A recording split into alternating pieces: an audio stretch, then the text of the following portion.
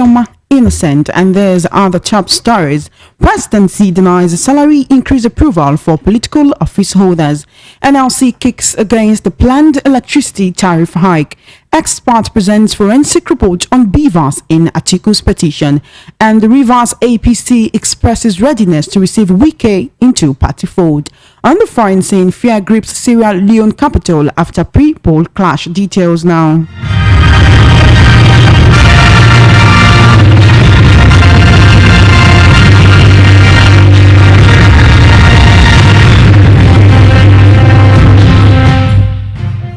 Thank you for staying with us. The World News at 6 begins with the presidency today saying that President Bola Tinubu has not approved any pay rise for public office holders.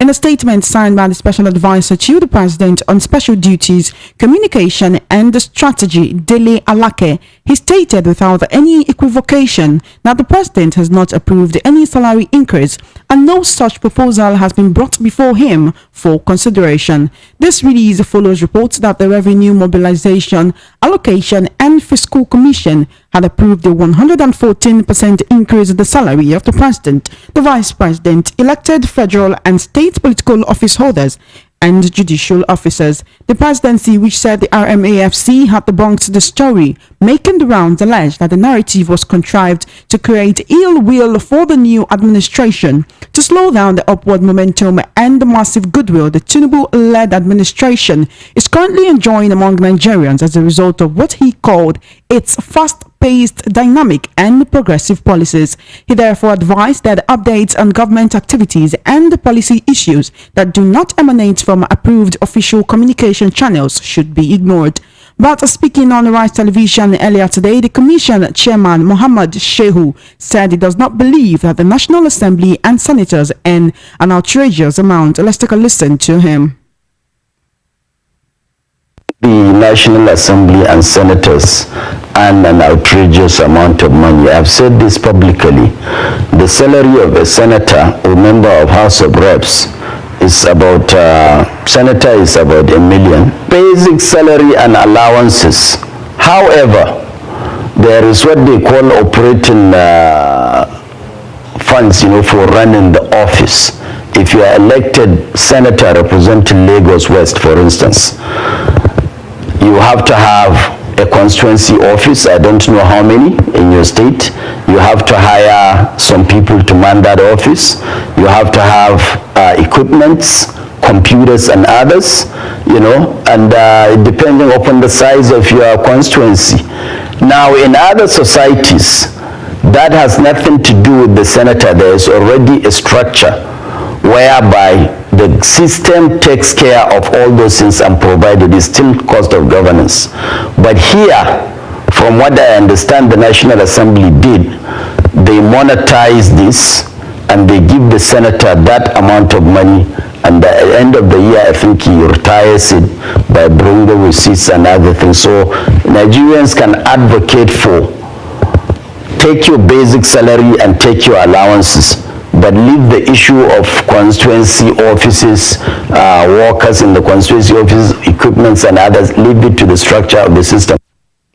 Also speaking, a federal commissioner from the RMAFC, Hassan Mohammed Usman, said political office holder salaries have not been reviewed for 15 years. Let's take a listen to him as well. The review of this remuneration is supposed to be engaged upon by the commission every 5 years, ordinarily. That has not been done for some reasons since 2007. This is to say this is 15 years the salaries for political, public and judicial office holders have not been reviewed. Now we did it. It was premised on what? The consumer price index from 2008 to the year 2022 has increased scientifically by 371%. We didn't review these salaries by 371%. We engage in public hearing We went to all geopolitical zones. We had consultation with the stakeholders, the government, and the private sector, hearing and harnessing views from stakeholders on what increment within these years is. These two indices, the public hearing, which is subjective, and then the scientific one, the consumer price index, which is objective, were combined, aggregated, and it ran up to over 200%. So based on that, in view of the economic situation in the country, we aggregated the two and we arrived at 114%. Right. Now joining me via the telephone to discuss this and other issues in the news, we have Mr. Awa Omiko of the Sunday editorial desk. Good evening, Mr. Awa. Thank you for joining me on the World News at 6. Good evening, Mr. Awa. Can you hear me, sir? Yes, I can hear you. All right, you're welcome to the World News at 6. Thank you for joining me. Now, for more than 48 hours now, we've been talking about this 114% increase in the salaries of elected officers. Now, the Office of the Presidency has come out to debunk it.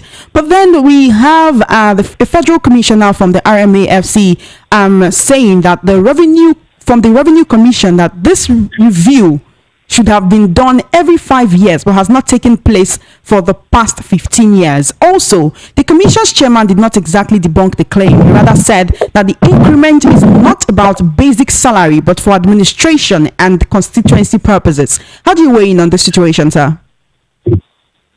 For the past 15 years, I've not done it and it's just doing it now. Why now? What have we been waiting for? Why have it not been done for the past 15 years? Why is it that this government is just coming in and is trying to bring it up and at a very absurd time? And I just don't know the integrity, the intention of some of our administrators. Is it not a way of trying to rubbish the new government? It is unfair. It is highly unfair. And thank God that the presidency is coming out to say to debunk it, that nothing of such is in the making. Even though some states are trying to increase salary, but the federal government is saying nothing of such is in the making. However, we can never trust the federal government to its fullest. Because the federal government has a way of speaking against itself. At times, government may even be the ones that need to do. And because we have seen we have tested the thermostat of the people to know that this is anti-government, and they are not coming back to say no, they never intended that. There can be a warning for the new presidency, for the new government to actually know that there are some things that there are some issues that shouldn't even come to the social limelight. Because as it speaks, it's a way it's used from both sides. We are yet to even know the of his cases. Because Commissioner is saying in fact it is the right time to actually do it. Federal government is saying no. It could be a way government itself is sponsoring it to buy time, to make itself move to the for the people. So it can be on both sides. Like if we know that government itself is genuine and serious, government to take corrective action to make sure that whoever has done this must be punished. That is one way. And second way is to put collective measures in place to make sure that to clear his image from it that it is far away from it. Anything outside that is down to itself that it is one of the ways is just using it to actually launder his image. So those people believe that the government is for the people, whereas this policy is anti-people. Because the commissioner himself or whoever must have done that, should be brought to court and seriously dealt with. Because this is not the time to play with the people's emotion. This is not the time to play with constituencies for administration for what? How many of such constituencies have we been seen in our local government? Where the case all about? It is one of those ways of reckless spending and all this should be stopped. Tinubu government should check all this and put an end to it. Thank you. All right, thank you, Mr. Omiko. I want to quickly talk about what is happening at the Election Petition Tribunal. The People's Democratic Party, PDP, and its presidential candidate, Atiku Abubakar, today called a digital forensic expert to testify in aid of its petition against the President Bola Tinubu. During the resumed hearing of their petition, their 26th witness, led in evidence by the petitioner's counsel, Chris Uche, a senior advocate of Nigeria, submitted a report of his investigation carried out on the bimodal voter accreditation system, BVAS. An expert witness, Hitler Nwala, asserted that by his findings, he showed that the election results of the Federal Capital Territory, FCT, during the presidential elections were deliberately deleted from the BVAS machine. The witness told the court that he worked on 110 BVAS machines, which formed the primary source of information for his forensic report.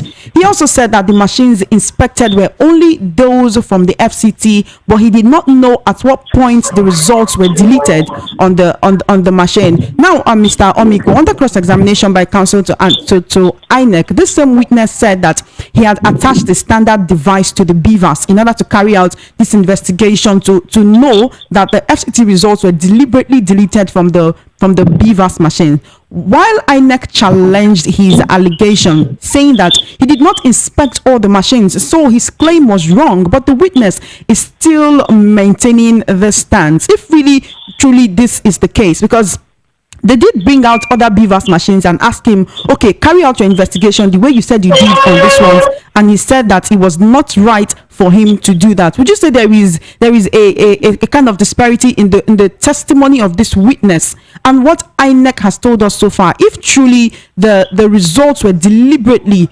deleted from 110 BVAS machines in the FCT, what does this tell us? I would like you to weigh in on this, because the INEC is insisting that the BVAS must be inspected in court. The BVAS, he inspected 110 out of more than 3,000 BVAS deployed across the country. Is it really, would I say, a mistake that 110 BVAS results were deleted? I'd like you to weigh in on this situation, please. This is high level of criminality. High level of criminality.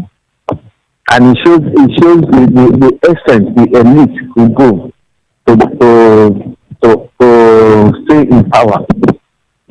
Mahmoud shouldn't go scot-free. If it was to be in some country, it would have been charged for sabotage and seized. I know it was to be some communist countries, it would have been charged for sabotage. But democracy tolerates everything. And as I said, democracy is a democracy. It tolerates a lot of things. You hit somebody, and everybody knows that you hit somebody, but you say, let's go to court. So these are some of the nonsense we tolerate from democracy. INEC is even speaking against itself. Was that was the Diva in charge of spirit? Are there no people in charge? Who are those people in charge? And the people in charge of the Diva that are supposed to be the umpire are now speaking from both sides of their mouth. It shows a high level of impunity and criminality going on. And INEC and whoever involved should even be made to freeze the music. I know the presidency cannot claim not to know about this. The presidency cannot say it's innocent of all this.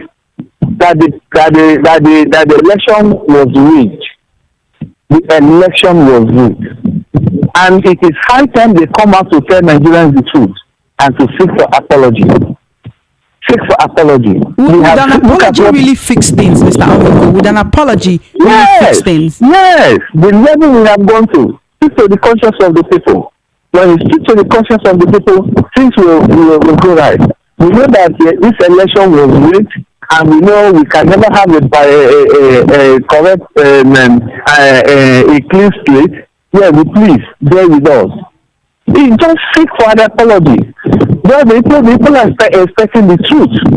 Now you go about cleansing everything. There was once a president in Nigeria once did it. He said, you know, by all right, that things like this happened. Then let us forget the past and move ahead. But if you may apology may not be it. May apology may not just do it. Let us bring all those people that have committed this crime. Punish them. Let there be consequences. If there's consequences for an action, Nigerians will sit up. Now, what they're telling us that if you have money, you can buy the electoral body. And I'm highly disappointed that the lives of Menudu and other professors that were involved. What will they teach people now in the universities? What will they go back to teach people? It is like the doctor has now turned to a murderer. What will he teach people? At least they brought them out because of this. And even some even crazy men that were there. Except that Abia woman that says Abia Pro that says, no, I'm not going to be to it. If not, it should have been the whole of Nigeria. So, except they come out to declare that we are sorry for what we have done, we rigged the election. Let's all forget all that and we settle it. And they make key positions. When you do that, you make key positions. Let those that you felt won the elections be compensated by putting them in key positions. And let us move ahead. Because if you don't do this, we are taking Nigeria to square one. Look at all the whole money spent. Everything involved. Look at all. And now the election has finished the voting. It is now the court. The election is now in the court. And they are even spending more money in court. Whose money are they? Are this money? Their money are money that has one way or the other been stolen directly or indirectly from us. And so now it is quite unfortunate, and it's an impunity which should be stopped. Let there before there be another evolution and there be another revolution. The NSAS, you see this time around, what they don't know, they never expected that NSAS will come up. You see, the next NSAS will be much more bloodier than this. And this is how things begin. It is better they nip it in the balls before it snowballs to other things. They may have said, maybe the APC government may have said, we are grounded. We cannot, nothing of such can happen. They never expected it at the first time. And this is another privilege. They are now inviting another NSAS. Let government please do the needful. Come outside the people. Yes, the election was rigged. Yes, it is happened. And we are now going to settle the people in this angle at this level. Let us forget all that. Because Nigeria does not want war. And if there be anything that will cause us to fight war, Sudan will be a small thing. If there be any reason for us to come again, this is how some of these things start. For us to come again to say, let us go back to the battlefield. I don't know what is going to happen. But I want the APC government to sue for peace. Cancel all those law cases. Settle for peace. And it shall be well for us. Thank you. Thank you so much, Mr. Omiko. One more thing before you go. The NLC has kicked against the alleged plan to increase electricity tariff by 40% starting from July 1st. The Congress described the move as insensitive and callous, saying it reflected an organized indifference to the well-being of consumers, especially the poor people. Now, this was said in a statement by the NLC President Comrade Joe Ajeru today in Abuja. He said the massive increase, although explained away as a response to over 100% increase in the pump price of petrol, is not a good move. According to the NLC President, service providers are, in spite of sundry supports, have not been able to meet the threshold of the generation of 5,000 megawatts of electricity. How would you weigh in on this situation, Sal? Do you agree with the NLC President on this issue, knowing that the subsidy palliatives are yet to be agreed upon, although the federal government and the NLC will soon be meeting again on that issue? I stand with NLC in totality. In fact, I stand with NLC by 1,000%. Because if you look at the essence of power, and now what they say to realize is that, you see, this power, once there is no adequate electricity, there will be crime. Because those artisans, those people that cannot get money, that cannot do any other thing, will go to the streets. And if there's a theory known as fake theory, State tourism simply means if you cannot get what you want, you are by your ability you cannot get what you want, then you use your ability to get those things you have failed to get in a legal way. And what does that mean? If you look at these artisans, maybe because as a result of power, nothing, they can't even fund fuel their generator to enable them to remain in their workshops. They now taken to the streets to do what? To ride okada, to ride keke. If you see in evenings in some localities, you see them keke and okada will block the whole place. It will get to a level you will push them up to. They will resort to open confrontation in the streets, stealing, snatching people's things, and even going to houses to steal. If the adequate measures is not taken to meet some of these things at the board, you will even see that crime rate will increase, because one, electricity rate of electricity has skyrocketed. You can't even do it. Inflation will come in, and the cost of keeping many job will not be there. And this nobody must survive. And how can they survive on the streets? And that means that the bulk of the notice will fall back to you and I, because we will be the one that will suffer it. Not those people who live in prisons called fenced houses that have fenced their houses, turned into maximum prison. They will not suffer it, but it is the poor man on the street that cannot even provide security for himself that will fall prey onto this people. So one of these is to checkmate the society not going to that additional level is to make electricity cheap. It should be one of the palliatives. Though all the money pumped into that electricity board has not even achieved its maximum purpose. It's another place that cleansing should actually take place. When cleansing begins from there and they give us maximum power, then they can begin to talk when we have maximum power and productivity is good. Most companies now are folding up, are running below capacity. Not only small companies, even medium companies, even the big ones are below capacity because they cannot fuel their generators. How many hospitals depend on power? How many manufacturing companies depend on electricity power? And these people cannot, because of increase in fuel, some of them are beginning to close shops and reducing production. And if power is not there, the adverse effect is going to be increase in street crime, an increase in other things, increase in cost of production, increase in high level of inflation generally. So I will appeal to government to checkmate them before they help destroy our society and our economy. And mind, the economy is still very flexible. You cannot do without the small scale, without the small scale industry, because they employ more people than the even big ones. Imagine if over 1,000 artisans close shop, and you know what it means for 1,000 artisans to shop in a community, in a local government. That means you must have lost close to 3,000 people. How many companies in a local government can employ up to 3,000 people? But if you give them power, you maintain them. They remain in service, and they be able to cater for themselves and others.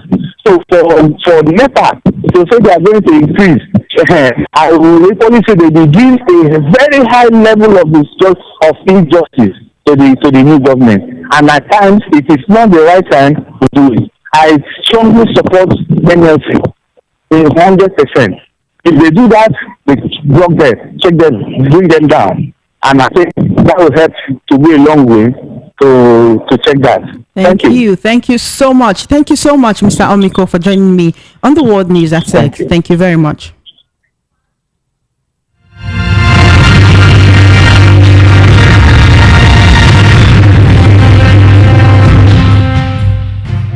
Elsewhere, the All Progressives Congress, APC, in Rivers State has expressed readiness to receive a former governor of the state, Nyesom Wike, if he decides to defect to the ruling party. A chieftain of the APC and the former chief of staff to the Rivers State Government House, Chief Tony Okocha, stated this at the news briefing in Port Harcourt. This followed speculations that Wike may dump the PDP for the APC. Okocha, who was the coordinator of the BAT Vanguard in the South, said Wike has the right to join the party. He also said the role Wike played in the emergence of Tinubu as Nigeria's incumbent president cannot be overemphasized, and stated that the party is 100% at peace with Wike as its leader. On the front, saying people in Sierra Leone are rushing to markets in the capital to stock up on food ahead of elections on Saturday. This follows a standoff on Wednesday between the security forces and supporters of the main opposition party that reportedly left at least one person dead. Businesses shut down briefly amid the chaos, and there is now a palpable fear that there could be further violence after Saturday's poll. Sidi Yahya Tunis, who is the spokesperson for the opposition All People's Congress (APC), told Reuters news agency that one of the party's supporters had been killed by the police. Police Director of Operations Mohammed Brahima Jah said no shots had been fired by officers, accusing the protesters of firing the shots. Local media say about 66 people have been arrested. The trouble started after the APC called for a demonstration over allegations that the Election Commission's electoral roll was incorrect. Around 3.4 million people are registered to vote in Sierra Leone. The election is the fifth since the country's decade-long civil war officially ended in 2002. President Julius Maado Bio is seeking re-election for a second and final term in office. His main challenger is the APC's Samura Kamara, who came a close second in the last election in 2018. One of the biggest campaign issues has been about soaring prices, as inflation reached about 43% in Sierra Leone in April. And that's it on the world news at 6. Just before we wrap up, let's take a look at the top stories again. You heard that the presidency has denied the salary increase approval for political office holders. You also heard that the NLC has kicked against the planned electricity tariff hike. An expert has presented the forensic report on the BVAS in Atiku's petition, and the Rivers APC has expressed readiness to receive Wike into the party fold if he chooses to defect. On the foreign scene, fear grips Sierra Leone capital after pre-poll clash. And that's it on the world news at 6. My name is Chioma Innocent. Please follow our social media handles at VOP 903 FM for coverage of the live events and brand news mentioned on the news bulletins. Just send the mail to news@voiceofthepeople.ng. Good evening and thank you for listening.